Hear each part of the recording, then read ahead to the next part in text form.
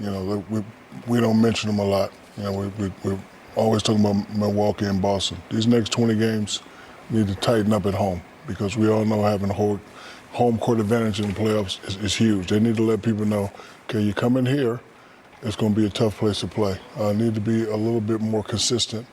They can get it done. And Mr. Joel Embiid, you know, when it comes, you know, there's stars and there's superstars. You want to be a superstar in this league, you're going to have to do things that are abnormal. Like he's averaging, 20 and 30? You're going to have to bring it up 5 PPG in the playoffs every round.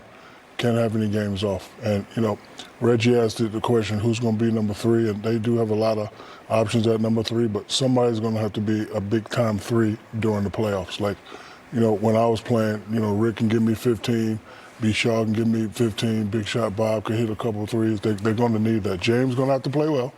We know what he does in the playoffs. And B's going to have to be dominant, right? Because right now it's Milwaukee and Boston. Everybody has confidence in them, but he has the ability, if he's playing dominant, and I don't throw that word around a lot, but if he's playing dominant 35, 37, and James is back to the old James, and one of those threes is having a great night, they have a shot. So I can't answer that yet, but going into the playoffs, these next 20 games, they need to be unstoppable at home.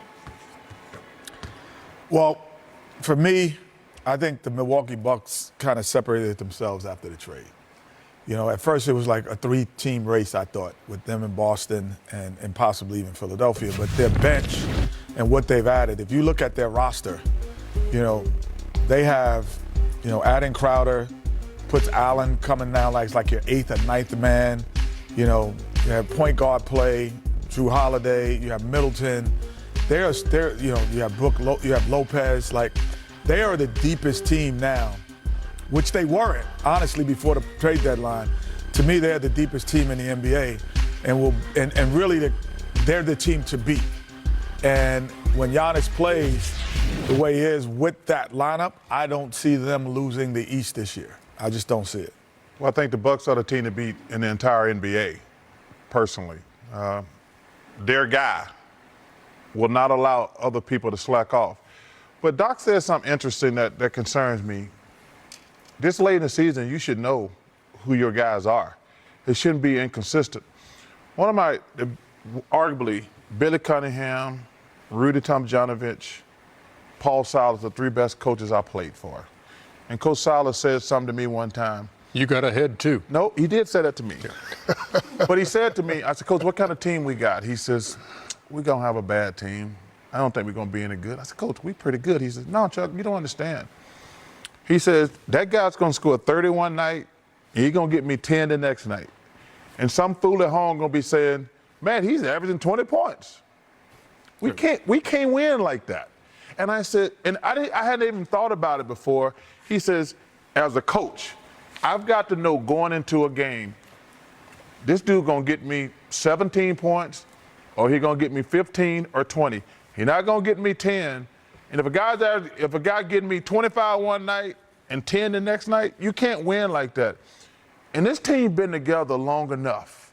They should know. We know Joel is going to be great because he's great.